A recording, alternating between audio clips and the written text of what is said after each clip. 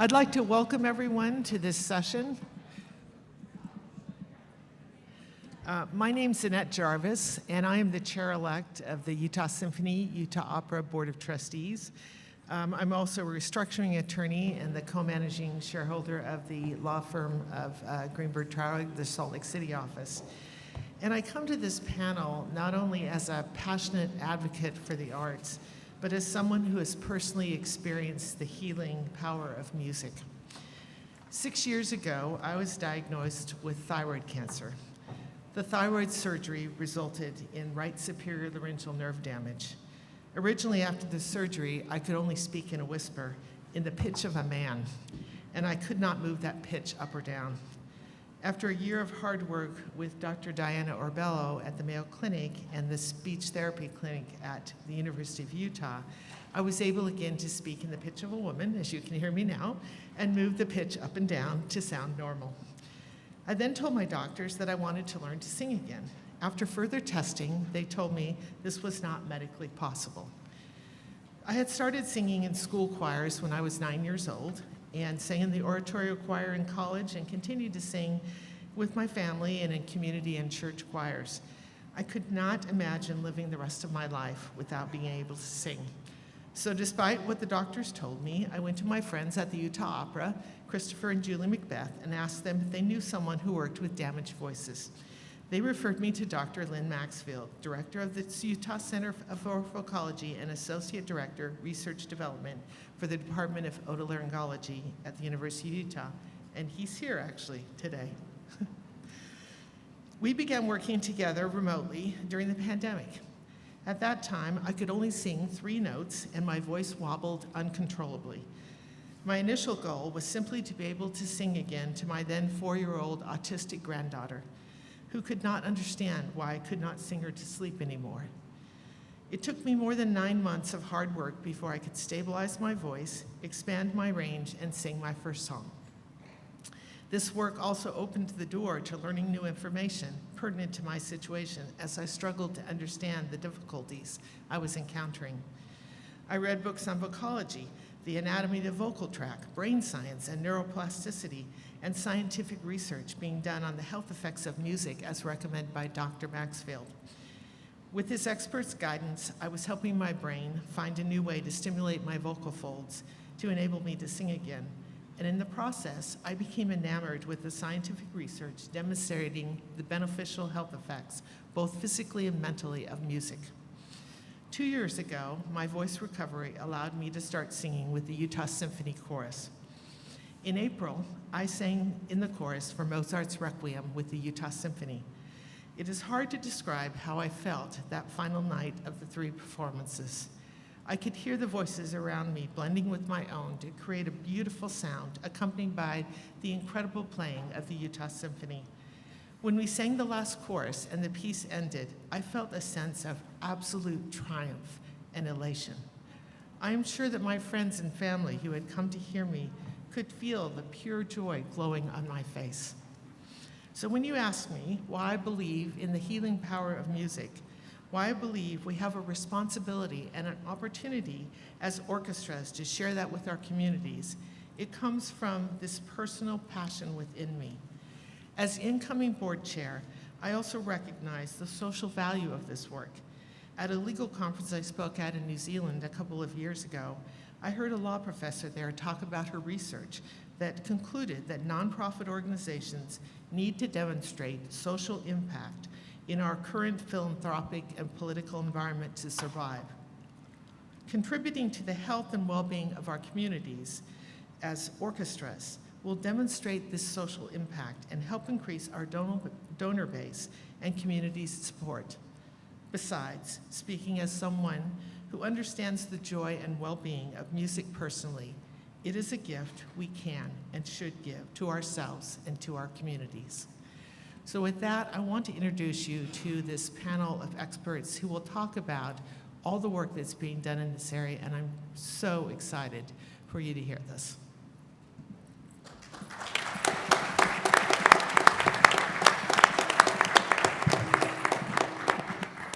Annette, thank you so much for sharing your very moving personal story.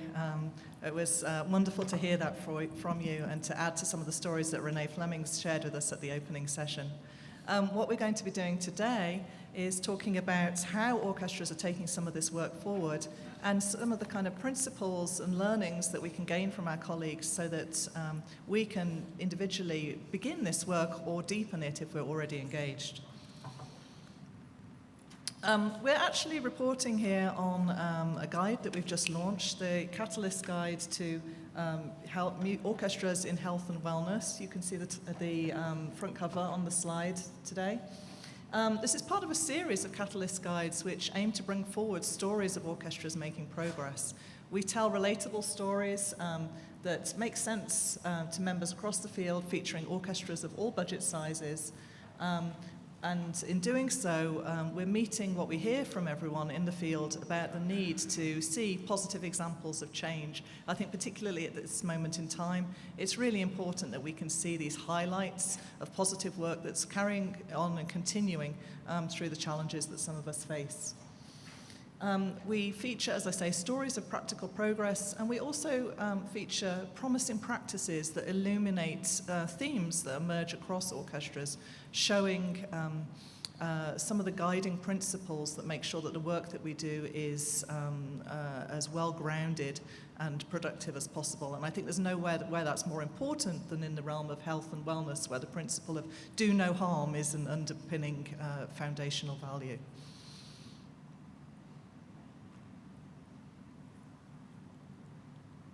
So I'm just going to talk very briefly before you hear from some of the orchestras who we feature in the guide, who can tell you much more effectively than I can about the work that's continuing today.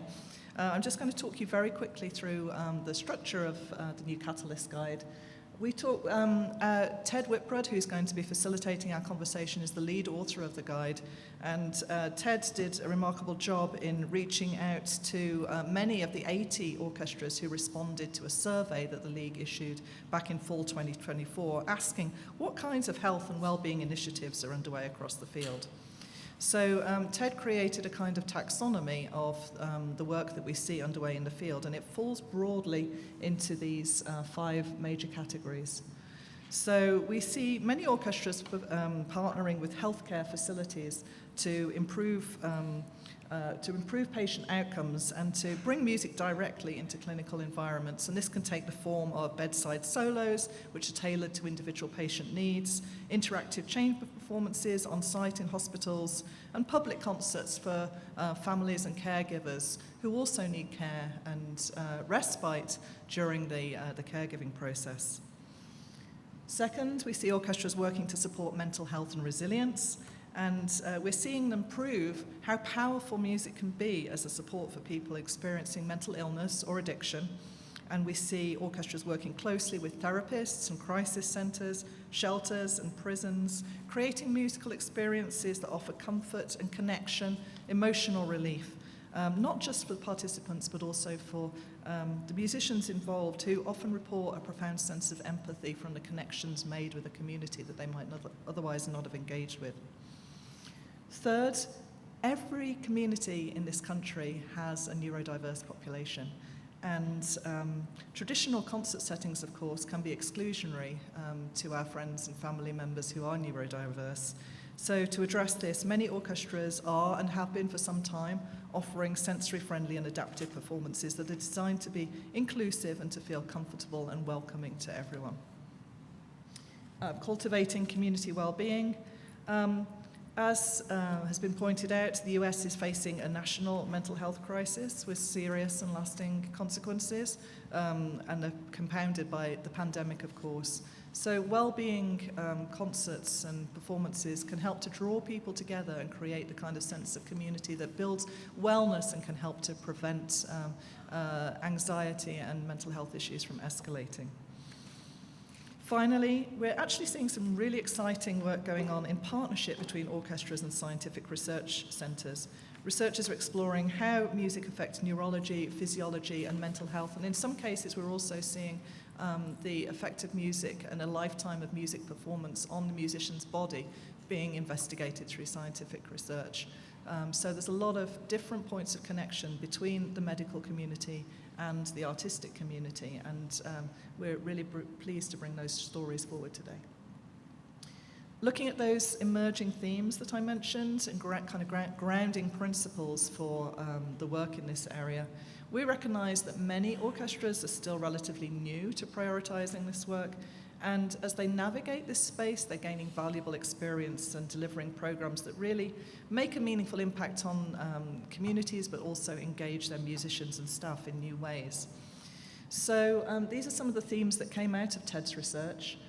First, we think that responding to local needs and opportunities is obviously a key value for all community engagement work, but in no place more significant than in this realm.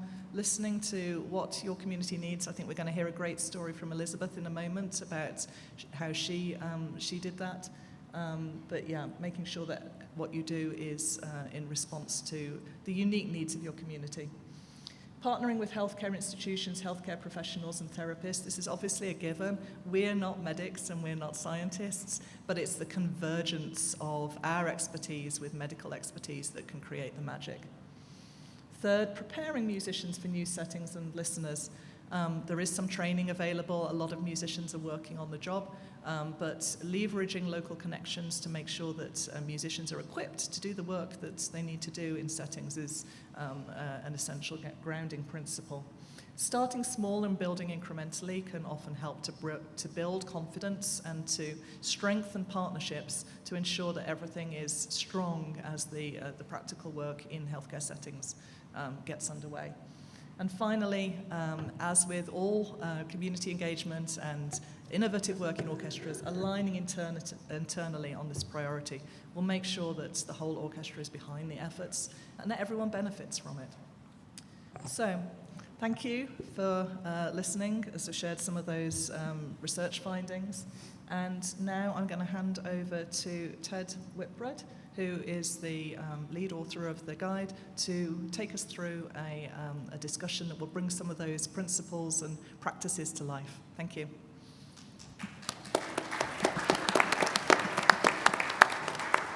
Thank you so much, Karen, for going over the guide. Good morning, everybody. Good morning. And a very happy birthday to the Executive Director of the New Albany Symphony, Heather Garner.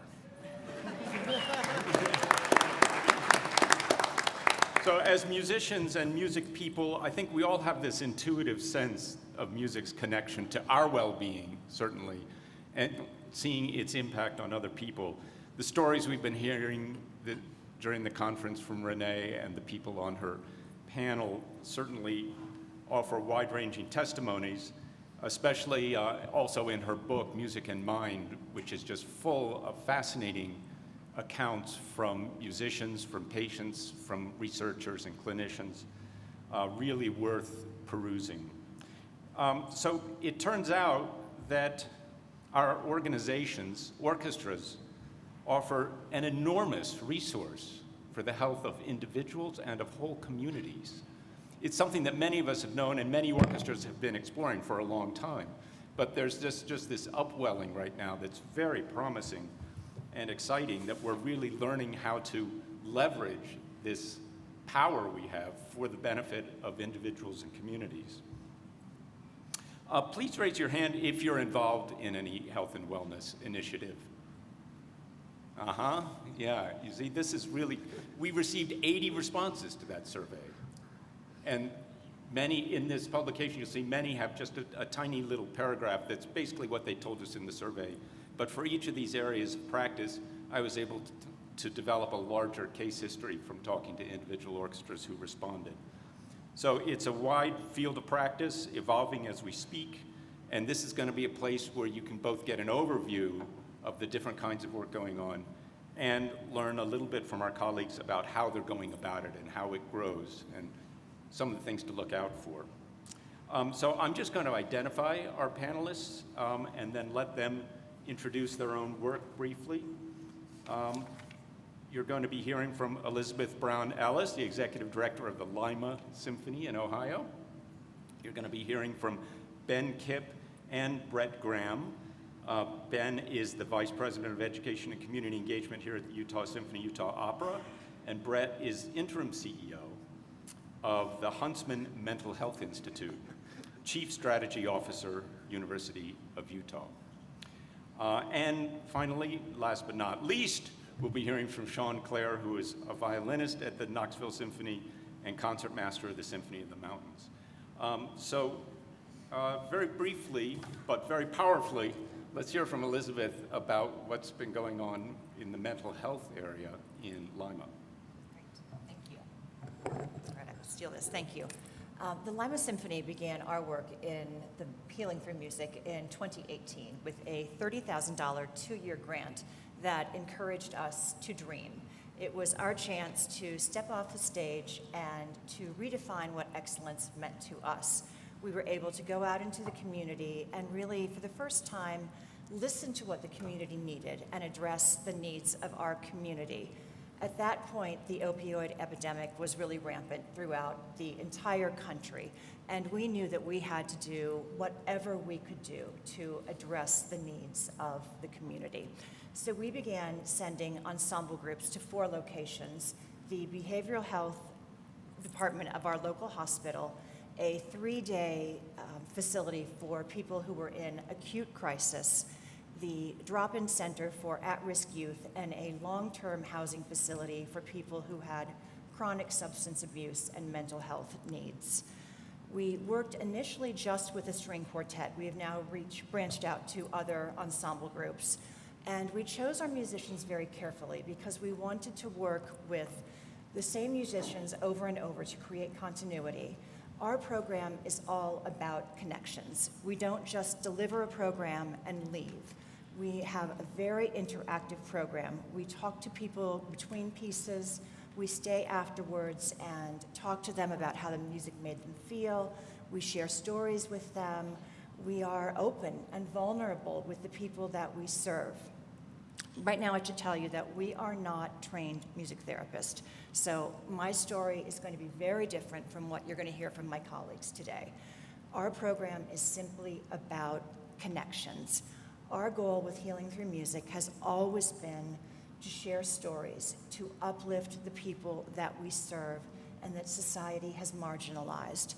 Just by showing up for them sends a powerful message that they are worthwhile and that they deserve positive experiences, that they are not forgotten. Very soon after we started our program, after it was announced, I received a call from the local chaplain at our prison, and he asked if we would be willing to extend the program to the prison.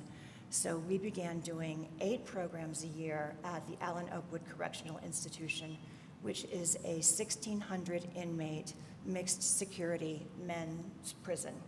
And that work also continues through this day.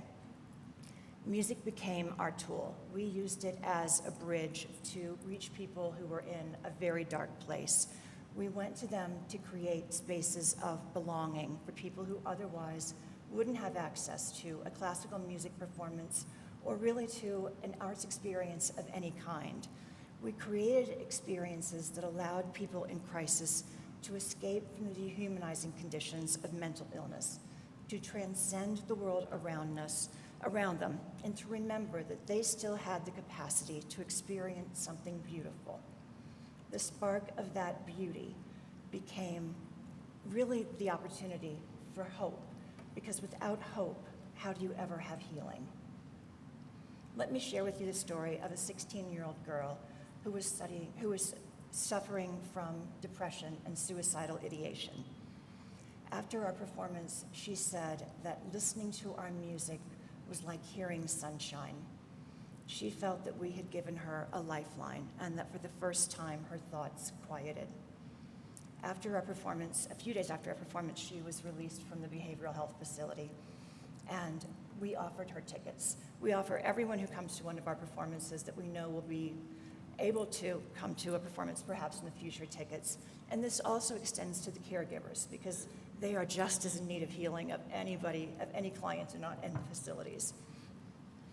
She called me several days before the performance and said that her grandmother kept saying to her what we hear so often: Why would the symphony do this for you? I hate those words, but Grandma did not believe that there would be tickets available for her. I ask you now, why would the symphony not do this for someone? If we are able, why would all of us in this room not do this for someone? We've gone into behavioral health settings where there was a man who was on the verge of a psychotic break. He was about to be sedated and restrained, which is, of course, is the very last measure that they want to take. When he heard our music, he calmed without medical intervention. And by the middle of our performance, he was able to join us and sit calmly on the edge of our performance. We've had a person who was in the middle of a manic schizophrenic episode who was able to sit in the middle of our group without disruption. We've worked with someone who was deeply claustrophobic, who came and stood just inside the doorframe because he didn't want to miss a note. That is how music can reach people when words and therapy and medicine often cannot. A woman struggling with PTSD came to one of our performances. She was in the behavioral health unit, and someone had died by suicide by walking in front of the bus that she was driving. She was in a state of hyperarousal. She could not stop replaying that scene over and over in her head. And she came to our performance, and she sat there listening to our quartet, and she just cried. And that was the break that she needed, that stopped that scene from going through her head, and that allowed her to start journaling, which was the first step in her healing journey. I could tell you 100 more stories, but I want to stop and move on to our work in the correctional facility because that truly is such an important part of what we do as well. In the words of the Deputy Warden for Special Services at the correctional facility, all of the men there have led lives of destruction. They have destroyed families, they have destroyed trust, they have destroyed lives, their own lives certainly, and property. And our work with them gives them the chance, often for the first time in a very long time, to rebuild and to create something. One of my favorite things about our program is watching the men, when we're in the facility, close their eyes and go somewhere else during the performances. We know that from them, that they not only are they beyond the walls of the facility for the short time that we are with them, but these experiences sustain them for weeks and weeks afterwards. And they tell us that when we are there, that because we value them enough to bring them these experiences, because we share our resources and our time with them, because we see them as individuals and not as the worst mistake that they ever made, that allows them to begin to think of themselves differently and to feel that they perhaps are worthy of healing, that they perhaps are worthy of looking at themselves differently as well. I want to share one experience with you. All of our quartet experiences are usually based in classical music, but sometimes we do mix it up a little bit as well. And on the very first experience we had at the prison, we ended with a arrangement. We had a septet that day of woodwinds and strings, and we ended with an arrangement of Bohemian Rhapsody by Queen. And all of the men sang every word. I couldn't believe everybody knew every word of the song, but they did. And one man stood for just a second, and he played air guitar and he sang. And for that moment, he was not an inmate, he was a rock star. I am very proud to share that last summer, the Lima Symphony Orchestra became the first orchestra in the state of Ohio, and as far as we can tell, the first orchestra in the country to bring our full orchestra into the correctional facility. Let me tell you, that was not easy. That took months and months of paperwork and of preparation, but we brought the whole orchestra there. we played a piece that was written by an inmate while he was incarcerated. He was a former music professor, and on the 5th anniversary of his parole, he was able to return to the facility and hear the world premiere of this composition that he wrote. We were also joined by a 100-man choir of inmates who performed with us. They sang the Battle Hymn of the Republic, and there's a picture there. What I love about this picture so much is that they surrounded our orchestra. Our orchestra is dressed in white shirts and black pants.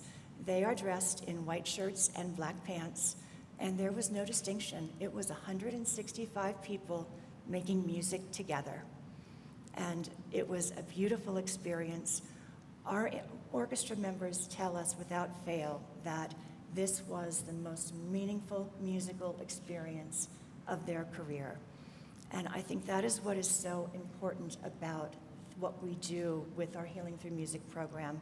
When we step into these behavioral health settings or into the Correctional Institute, we are engaging in something that is far greater than performance. We are using our artistry to forge human connections in places where hope and beauty often feel scarce. And that is what is important. Thank you.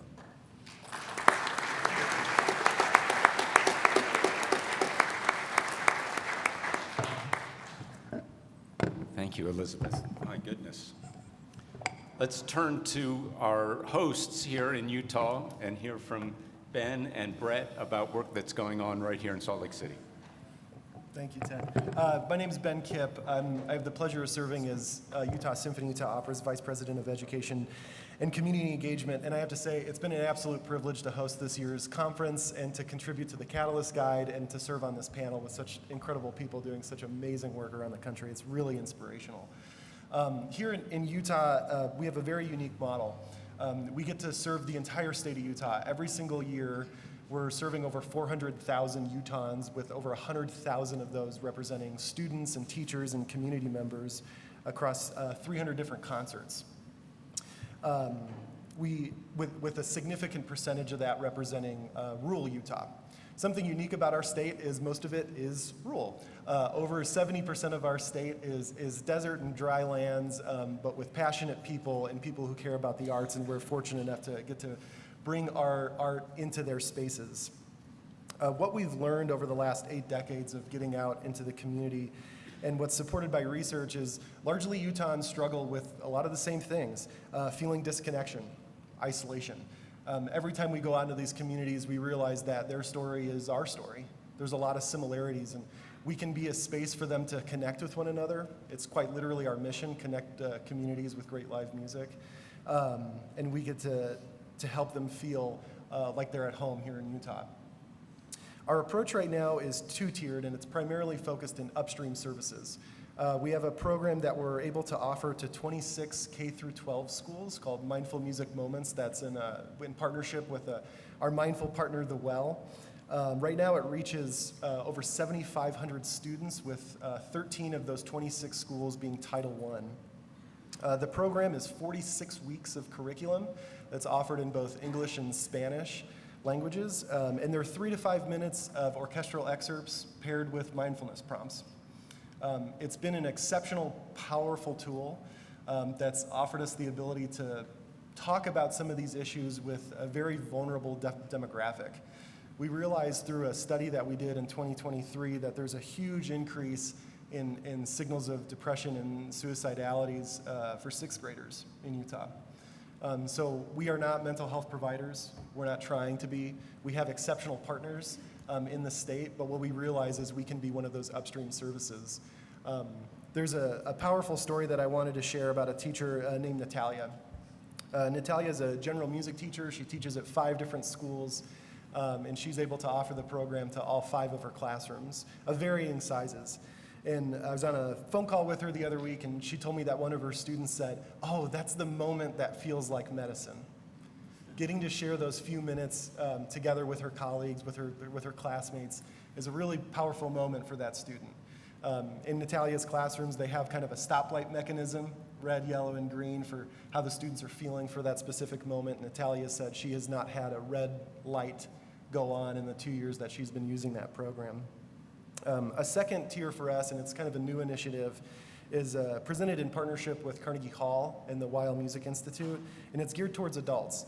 And it's the intentional intersection of performance and practical well-being, and they're called the Well-Being Concert Series. It's the two images you're seeing on the right. It is a performance, and we're able to put the performers in the center of the room and surround them with the audience members and meditation cushions and conventional chairs. We invite the audiences to sit and enjoy how they like. Lay down, take your shoes off, relax, enjoy the music. And through that, we're able to weave very intentional well-being ideas and practices. So when folks walk out of that room, yeah, they had a very positive musical experience, but they also have a couple practical tools that they can take with them. So when that person inevitably cuts them off in traffic, or the grocery delivery service or whatever misses an orange or whatever, they can take a few seconds and practice some deep breathing and some of the exercises that we talk about in our well-being concerts. But like I said, we're very fortunate in Utah to have some incredible partners. The University of Utah is really leading the way in so many fields, and we're very lucky to have them as a partner, as well as the Huntsman Mental Health Institute. And so with that, I'll turn it over to Brett Graham. Thank you. Glad to be here. My mother is a composer, and she would be just astonished and so impressed that I'm speaking to such a distinguished group. Ted seemed to focus a lot on that word interim, so I'm going to talk a little bit about that. So my first role at the University of Utah is I'm the Chief Strategy Officer. Our president is really focused on a number of things. We call them presidential initiatives, and one of those is mental health. It's one of his top three. So at the beginning of this year, he asked me if I would take the leadership role at our Mental Health Institute to really bring together a number of streams and capabilities to focus on mental health, not just for our university community, but for our state. There's a lot of unique things about the state of Utah that are positive. There's also some challenging things, and mental illness is at a higher incidence in this area. We actually share it in common with other states that are of high altitude, which is an interesting thing to study by itself. So our institute, what is it? We have 2 hospitals, 12 clinics, about 1,500 professionals. Our institute has been around for 39 years, and music therapists have been part of it for 30 years. We see about 15 to 20,000 people in one of our clinics each year.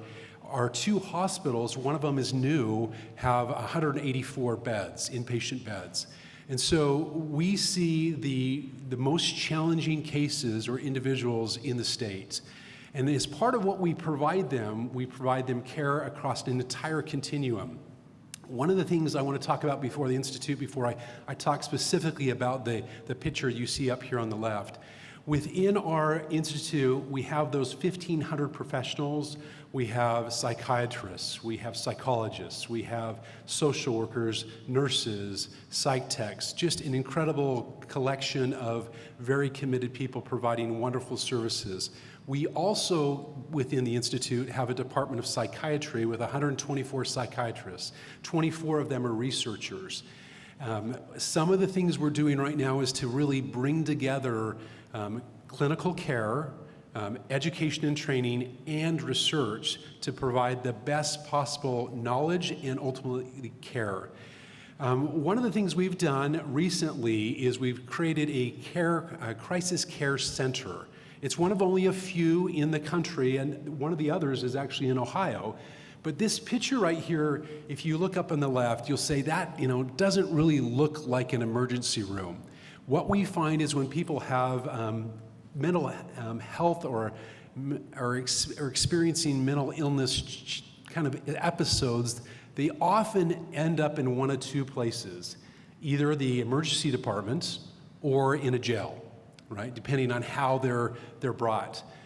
Neither of those 2 areas are really best prepared to help someone really manage through that and get to stability. And so over the number of years, this community came together and said, let's treat people better and let's create a facility specifically for mental health. This particular facility, I like to think of it as it's more like, instead of a sterile emergency department, it feels a lot more like a Marriott Fairfield. And it's intended to be that way because as you go in there, it's intended to de-escalate whatever's going on. And one of the tools we use really effectively is music therapy. So we have two types of kind of care arenas for people there. One we call the recliners because they're not beds. It's where someone can come for up to 23 hours, and that they just de-escalate. And we use a number of modes of therapy for them, and we treat them where they are. If they need to be admitted for longer than 23 hours, then there are inpatient beds in that facility and in our main hospital as well. But in both places, we use music. Yesterday, I was able to participate with a group session of music therapy.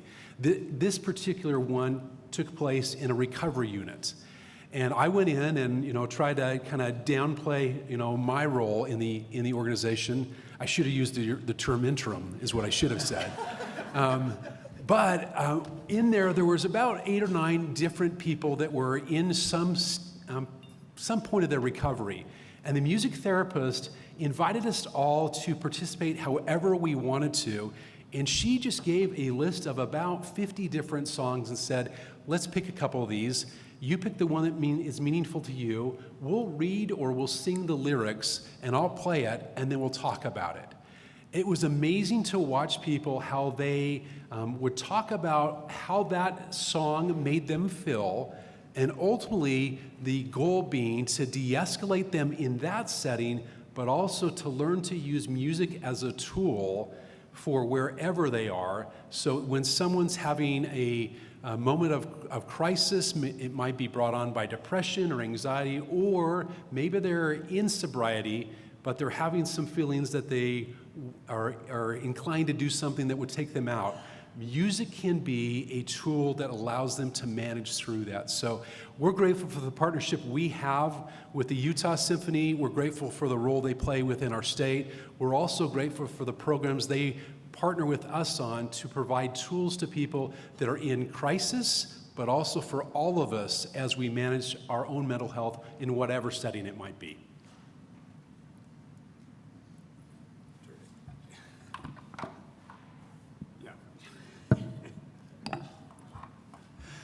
Good morning. My name is Sean Clare. I am a violinist in the Knoxville Symphony Orchestra and concertmaster of Symphony of the Mountains.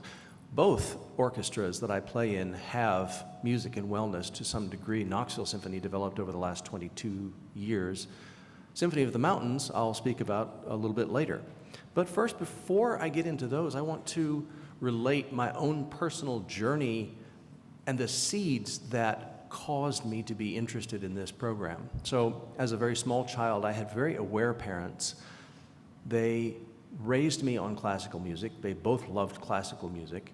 But also, there was a book that they had read called The Secret Life of Plants that did experiments on plants based on musical influence. Many of you may know about this. But the two types of music where the plants did the best were classical and Indian classical music. The plants flourished with those types of music. And so that was, no pun intended, the seed that started this whole process in my mind. And as a violinist, a young violinist, starting at age 10, over the years, practicing in wherever I could, later on in my life, I needed chiropractic care. I was, 18 or so. And my chiropractor was in San Diego, where I was raised. He converted his garage to his office. Well, I was early for my appointment that day, and his beautiful California day, I was out practicing underneath one of his trees. And so he came out and said, Sean, the patient that I was working with, I was having trouble bypassing this or getting through or resolving this energy blockage. As soon as you started playing, that energy blockage disappeared, and I was able to resolve their issue. Light bulb. So those were kind of the seed that carried with me the knowledge of good music and the benefits that it can have on our psyches and our physical health, that when in 2002 in Knoxville, we had at that year a new music director who is now our past music director, and he is here at the conference, though he is presenting elsewhere this morning. Lucas Richmond brought the idea of music and wellness to the Knoxville Symphony Orchestra, and in a meeting one day, he said, I want to start a music and wellness program. And we all said, well, what's that? He says, I don't know, let's find out. And so over the next several years, in collaboration with our then Director of Education, Jennifer Barnett Harrell, developed a music and wellness program that we have been engaging in since 2002. Basically, it entailed at the beginning string quartets going and playing in lobbies and waiting areas of hospitals. And again, like you were mentioning, Elizabeth, no training at that point. Then the neonatal intensive care unit at the University of Tennessee Hospital became interested. And you can see there, and I'll tell that story in just a little bit, one of the magical moments when I was playing for an infant. But again, at that point, still yet no training. Eventually, we were working with a music therapist on staff, which helped us a lot in repertoire selection. And then later on, and this might be of some interest to many of you in orchestras who need training for their musicians, but maybe the musicians don't necessarily have time to go in and do an entire undergraduate and perhaps master's degree in music therapy. This is a training module called Music for Healing and Transition Program, MHTP. They are not music therapists, but they provide therapeutic music. And the difference being that there is not a specific outcome that they're reaching for. They are simply providing in-the-moment care with music. And the modules are 5 weekend modules, each 3 days long.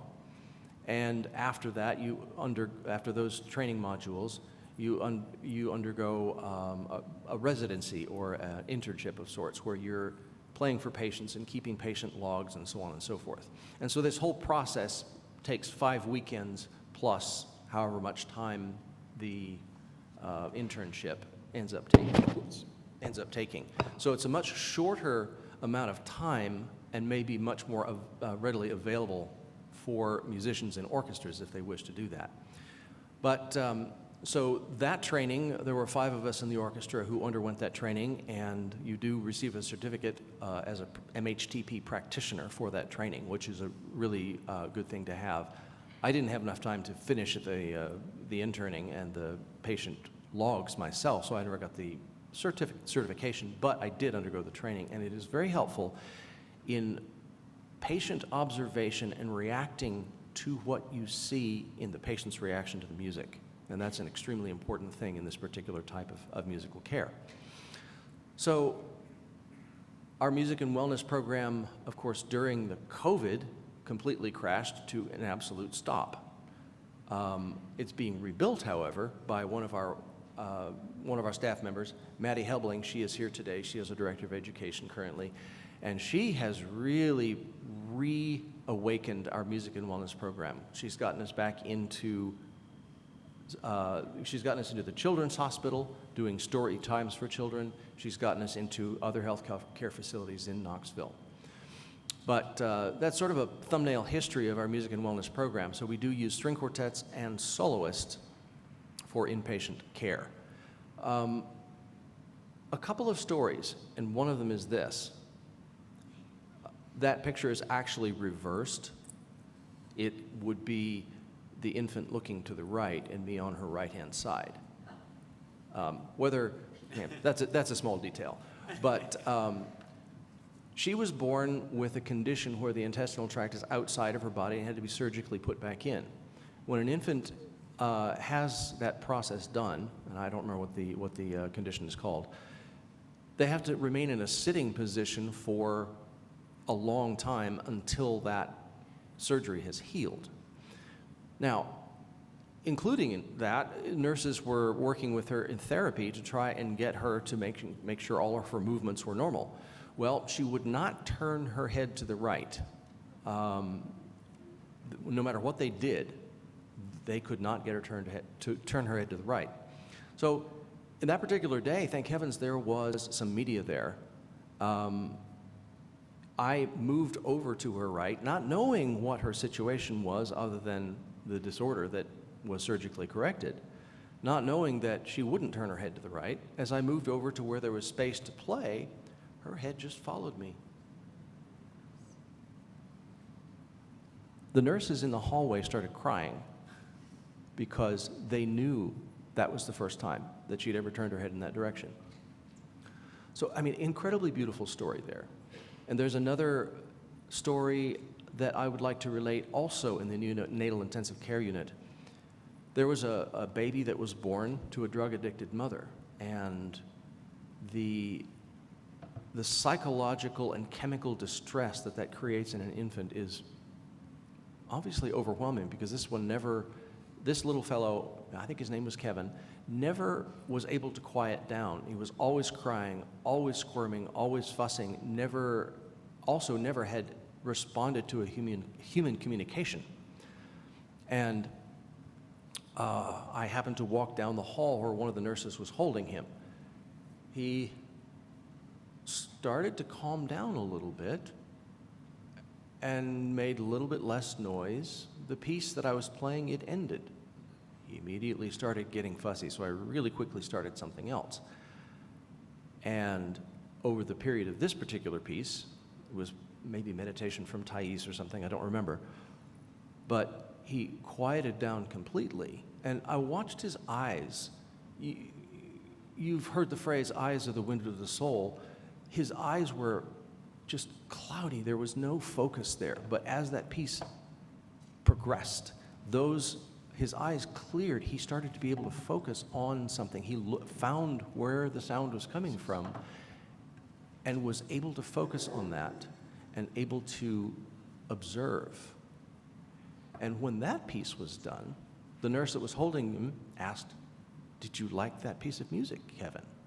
And he looked up at her and made some sort of a noise, the first time that he had ever responded to human communication.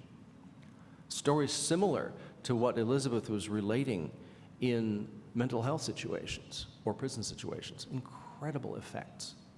So those are my two favorite stories that I love to relate. I mean, there are tons more. But that's all the happening with the Music and Wellness program in Knoxville, Tennessee. Now, the Symphony of the Mountains is working with the Paths to Dignity that Lucas Richmond has created. He wrote a violin concerto called Paths to Dignity, and it's working with homeless populations. Symphony of the Mountains was the orchestra to premiere that piece and start that particular program. And so thanks to Lucas, even though he's not in the room, for that kind of beautiful work. Both of my orchestras are involved in this wonderful, wonderful work. Thank you.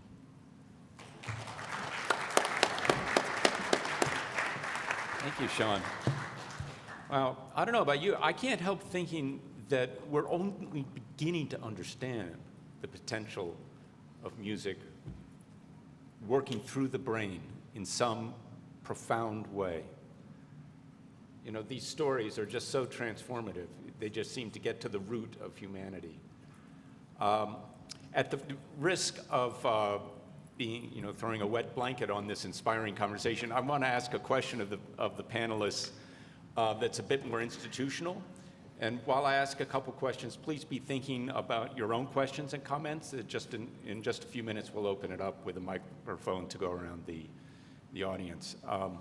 But my first question is about alignment. Sorry, it's not such an inspiring word, but it's like clearly these three orchestras have made an institutional decision to invest in this relationship with their communities. And I'm wondering who would like to speak to how an orchestra gets to that point where board and staff and musicians really decide this is what we're going to do. Who would like to mention that? Yes, Ben. So much of our mental health and well-being work started with our board. A year and a half ago, maybe, we had a board retreat where they went around the room and the question was, why are you a board member? And the responses that came out of that were not, oh, I'm here because I'm philanthropic and I want to support the arts. It's their personal connection and what music did for them. And it was everything from music gives me a 2-hour vacation from stressors in my life to it makes me more connected to the people that I care about. So it was ingrained in our institution at the highest level. When we started something like the Wellbeing Concert Series, I kind of jokingly said I was on a Wellbeing Concert introduction tour. I went to every single department. We talked about how this could impact their work, what it could benefit them, and we made some changes to the program before we launched it. But it was a meaningful moment because yes, we were talking about a new program, and structurally we have obligations to one another to support our programs, but hearing some of my colleagues' personal connections to what that meant in their own lives. And I get to work with some amazing people, but often we're meeting for an agenda and talking about a specific item, and having a moment to really see them as a person through the work of launching a new program like this. It felt like we had started developing a well-being program by talking about developing a well-being program. And I would just add to that, the other thing we've had is Ben report periodically to the board about what the work we're doing and the impact of it, because it's important to keep the board behind this initiative. Yeah, please. One of the things that has helped our program in Knoxville is connecting with physicians in the facilities who have that interest and are able to pave the way for a budget line item so that there can be a regular presence in the healthcare facility. Somewhat related to that is a question of how you decide where to focus your resources, right? Because when you begin to think about the healthcare needs of your community and the institutions that are out there, there must be dozens of ways you can go, right? How have each of you decided where to focus? I remember Elizabeth telling me that you initially had many sites and you decided somehow to pull back. We did. We started our work, like I said, in 2018, and we initially met with the Mental Health Recovery Services Board and talked about where we thought we could be most effective. So we started with those 4 locations that I mentioned and the prison. And during the pandemic, we had a chance to reassess our work and decided that we had the most impact at that point in the behavioral health ward of the hospital and at the prison. And so we decided at that point that we were going to focus on those 2 locations. Terrific. Anybody else want to comment on that, deciding where to focus? Regardless of institution size or budget size, there's always the question of, if you're going to do this, then there's something else that you're probably not going to do. And we did have to have those discussions. We had to figure out what we were not going to focus on. And sometimes they're small, but those small things add up. I have a wonderful staff of 4 people, but we still had to figure out where we were going to prioritize certain things. It became very obvious that this was an area for us. I talked about our board, but also 988, the National Suicide Hotline, was started in Utah. It exists because of the work that happened here. So it didn't become a question of like, what do we not do? It's how do we not do this? And Elizabeth had kind of mentioned that same thing. It was so obvious. It was like, this is the next step for us. How do we not do this? I really like that. One other question from my position here, which is about sort of the actual work of the musician. I heard many stories about how they partner with the professional healthcare provider, that the healthcare provider knows the needs of the patient or the ward, the group, but the musician is bringing the resource, right? This sort of magic elixir that we're all discovering the power of. How does that partnership actually work in real time? Well,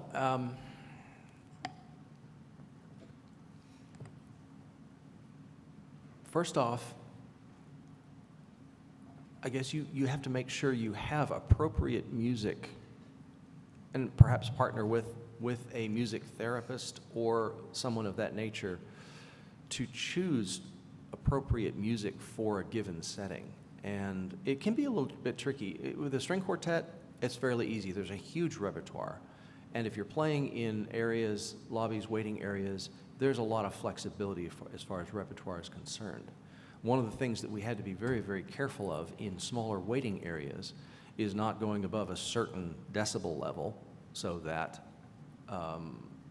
patient calls could be heard above the music. I think the level was 65 decibels, and that's pretty low. Basically, your string quartet's using mutes and nearly airbowing.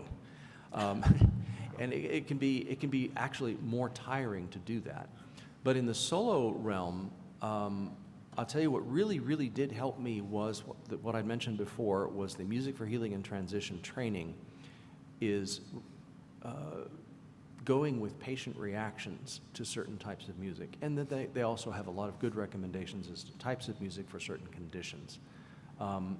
Then for solo instruments, generally you have to have a lot of it memorized or all of it memorized. But also be willing to take requests. I mean, countless times, the top 3 requests in Tennessee are Amazing Grace, and what's the other one I'm trying to think of? Well, the Amazing Grace, and the other is the state song Rocky Top. Get a little bit yeehaw going on there, tell you what. I hope that sort of answers your question to some degree. Yeah, indeed. I think what stands out in your particular case is the training you've had so that you actually come in with resources. Oftentimes musicians are coming in and working alongside music therapists or other providers. Yeah, let me build on that, because I think the unique thing that happens when you've got both music and you have someone that has the background and the experience and the training with the therapy is you can actually meld them with an objective, right? So it's interesting to hear you talk about the appropriate music. One of the things that music is my mother used to come down to my room when I was in high school, and she would say things like, "That's not music."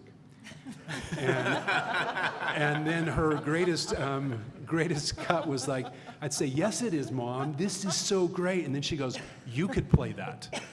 And that was the ultimate cut, right? That's not a musician. But it's interesting when you actually hear when you engage someone and you go to their genre, because what happens is it then takes them to a place that allows them to then start to connect with it, whether it's classical or even like yesterday, where one of the people that was in recovery was like, I like heavy metal. Now that's not my genre, right? And he was naming bands that I had no idea about. But what happens is it allows them to connect, and then the therapist says, "Okay, tell me what you're thinking, what that does," and then ultimately is able to guide them in really thoughtful ways on how they can use that to then either get out of a spiral or move forward. One of the things that is exciting with what we're doing at the University of Utah is we're pairing music and also research, right? So we're about to open what we think is the first building of its type. It's 183,000 square feet, and it's a building that is focused entirely on mental health research. And it's not just going to be psychiatrists. In fact, if it were, we couldn't fill it. But we're bringing people and disciplines from across campus where we can say, let's figure out what someone from fine arts can do for mental health. Let's figure out when you pair that person with an engineer. Let's pair that person with someone else in basic science. And let's bring in social work and psychiatry to be able to figure out how do we pair these in ways that actually advance mental health in rather understandable and predictable ways. So I think that's really important to do so that we're going well beyond entertaining. We're actually going to moving to the advancement of mental health. Wow. And I would just add that the research and communicating that research to the community is really important, in getting community support and donors. Yeah, in fact, the part of our partnership comes from the fact that we have people that are on your board that are also big donors for us. And they're saying, look, you gotta pair, you gotta find ways. You mentioned 988. 988 is a national service for someone that might be in a crisis. It started here. We also have a service called Safe UT, which is primarily focused at K through 12, but also goes to college and even other specialized groups like National Guard and first responders. That particular service is not necessarily accessed through phone, it's actually accessed through text. And I've sat there with the therapists and watched them give people tools. And sometimes the tool they give them is, tell me what you like to listen to. And they'll drive them to a tool, because the way you build resiliency is you actually provide people awareness so that they know what's happening, and then you give them tools so that when they see that or they experience that in the future, they can actually reverse the spiral and get to a point of better health.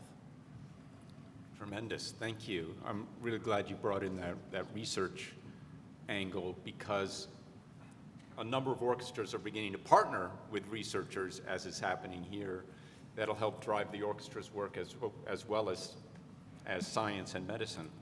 And speaking of tools, before we open it up to questions and comments from the floor, I just want to draw your attention to the final section of that publication, not up on the screen right now, which is resources. Okay, there's a number of resources there, including The Well, the organization that provides the mindful musical moments for schools around the country, and other places where you can find research, language, studies, all kinds of things that could be helpful as you think about how to develop your own programming and how to sell it internally and externally. So with that, who would like to lead off with a question or a comment for our panel? Yes, in the back. Wait for the microphone, please. Thank you. Hi. I'm on the board of a regional orchestra, and with a relatively small staff, so there's no one there who is in charge of community relations, etc. But I was encouraged when I heard a couple of you on the panel say that your initiative started with the board. And so I'm wondering, I see myself as a board member as being an extension of the staff. Not all staff members feel that way, but, but anyway, I'm just wondering, for a smaller organization that doesn't have anyone dedicated to this, can you be successful as a board member to initiate this? I think so. I mean, I think you have to be, and actually I'll talk about this at the conclusion, but when you look at the Catalyst Guide, they give you some ideas about how to start. And you do need to be realistic. You need to look at what are the specific needs in your community. So do some research on, what would make a difference and what are particular problems in your community. But as a board member, you can articulate that well, not only in getting your entire board on board, but also working with the staff to provide support and ideas and, make it realistic, but helping them find funding for it too. I mean, that's the board's, obligation. So I do think that boards have tremendous impact, in this field. Thank you. More questions? Yes, please. Hi, I'm Christy Havens. I'm with the Virginia Symphony Orchestra. I want to ask about funding streams, diversifying funding streams. We've had a music therapy-based program for memory care and Alzheimer's units, and we've had it for 5 or 6 years. But in the beginning, it was grant funded. Everything was going great. We had all kinds of locations, but none of those grant funders wanted to be the funder every year. And so as we went through various grantors, we ended up having kind of exhausted all of the resources in our area that were funding that kind of work. And we were trying to rely on the facility budgets of the assisted living facilities that we were partnering with, so like what they would be spending for having a musical event on a regular basis, that compared to the actual cost of professional musicians and a music therapist, 4 musicians and a music therapist. It's a pretty expensive program compared to what they're used to paying for events. So I just want to hear, do you guys have similar experiences with this, and how do you handle continual funding so that your programs are sustainable? That is the eternal challenge, of course. We have been fortunate to find support in our community.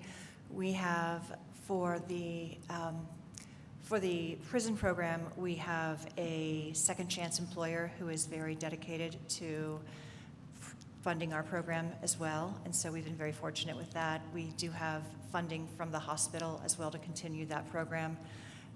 But we have an outside source, a federal source that we have been very lucky for, a foundation for the grant programs. But it is constantly a struggle to find new funding sources. And all I can say is just be diligent, keep looking, don't give up. But it's a constant struggle. It truly is.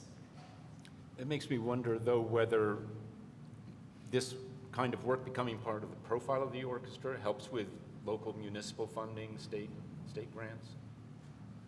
One hopes. Yeah, one hopes, right. Yes. One of the things that we do in Knoxville, aside from trying to make sure that the healthcare facility has a line item for the funding, is at our gala event, there might be a paddle raiser specifically for music and wellness. So tell some of the stories that have created such incredible impact, and then see how much money can be generated from something like that. We've done that rather successfully in the past. Great idea. That is true, and I will say that we have attracted new funders locally as well without taking a dollar from the regular support of the orchestra. People who would not support us otherwise support this work. Cool. And I would say recruit new board members that are really behind this. No, seriously, that are in the community that have specific interests in health and wellness. Educate them about the importance of music in this area that they're already interested in, and recruit them on your board. Next, please. Yes, sir. Good morning. I'm standing over here so I can see you. My name is Richard Levenstein. I'm a cellist. I play with the Treasure Coast Symphony. My wife is the president of, who's sitting right there. I'm also on the board, and I'm a lawyer in my day job, and I'm a law professor at Tulane University. I'm going to share just some thoughts, especially for you from the university, which might be interesting. I teach a course there on the intersection of law and medicine, and I spend a significant amount of time on wellness and balance with both the medical students and the law students, which they get very little education on at all. And I talk specifically about music and other releases for them to have as they go through their education and become lawyers and physicians. So that I don't know how many universities are incorporating that type of training for their students at any level, but I think it's of great importance to start there, and that at the university level and the professional level, especially with regard to physicians who go into psychiatry and other fields, starting early in their education to emphasize the importance of music and the release for them and for their patients, I think is something worthwhile studying and approaching. And I demonstrate it to my students because I actually play for them in one of the classes to demonstrate what balance looks like in an adult's life, because I practiced law for almost 50 years, and if I didn't play music, I never would have lasted this long. Well, it sounds like we need to recruit you to the University of Utah. One of the things that is interesting that happens in our medical school and in our health sciences, which is, our academic medical centers is the most significant in terms of size as well as employees and of our institution. We have a symphony that is made up of medical students, of providers, and others who value music. They are musicians themselves, maybe not ready to be the part of the Utah Symphony just quite yet, but they love music, they know what it does for them, but they also have lives that make it difficult for them to commit to maybe a traditional setting of music. So they arrange it such that they can participate with a little bit more fluidity, and it allows for call and other things, but it is an acknowledgement of the very thing that you have spent part of your career advocating for. Great. Time for one more question. Okay, great. Okay, so hi, I'm Randy. I'm from Hawaii Youth Symphony, president, CEO, and also musician. I was wondering, in the cases of when you're sending musicians into vulnerable settings, or maybe in terms of working with memory care or so forth, to what extent do you have an opportunity to either train or provide some professional development for musicians so that they feel comfortable going into those settings, and so that the clients or the patients can have kind of like the most optimal experience? And also, what does that training or coaching look like? Sure. I would like to say that we spent a lot of time and attention training our musicians. It was something that we gave a lot of thought to originally, and we did not do a good job with. But we found we had a lot of plans to do so. We had a lot of meetings about it, and we spent a lot of time together afterwards. What we found actually was that our musicians were so thankful for the opportunity and were so pleased to have been there, left feeling there but for the grace of God go I, truly, and were so overwhelmed by the experience and with the thankful for the opportunity to have been there and to have helped and to have served, that they really were more appreciative of having been there, and they didn't need any kind of support afterwards. That was just our experience. We really spent a lot of time as a group afterwards, originally, and had services lined up for them. We found they did not need any kind of care afterwards. That was just our experience. Your question's a great one, right? Because the reality is the setting of where you're performing is so important. We often have people that want to come to one of our hospitals and to, for all the great intent, they want to understand and provide service. But the reality is when you go in a behavioral health unit, depending on why that unit exists, the requirements there can be very, very different, right? So, for example, yesterday I was on a stable unit. However, even so, there were people there that were only in socks because they can't have anything that they could harm themselves with. The reality is if you bring in instruments, you've got to be thoughtful of what you're bringing in, how you're securing it, what you do. The musical therapist yesterday invited people to participate and had instruments for them, but they were thoughtfully chosen so that they would be appropriate for that. My encouragement to you is just be doing exactly what you're doing, be aware of that, and then have the conversation, right? So that it can be the positive outcome for everyone involved that you desire and that we all want.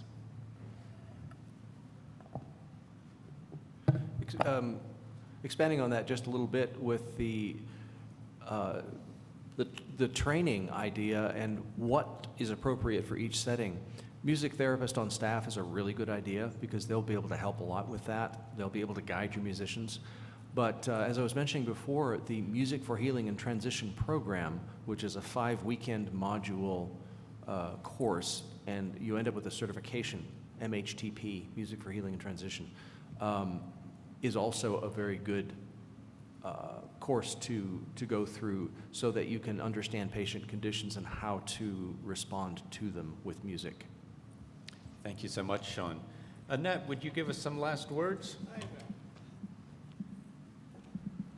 I am so excited to see so many of you that came here because I feel so passionately about this, and I hope that you have been both inspired and gained, ideas about what your orchestras can do in your communities, because this work, I think, is incredibly important.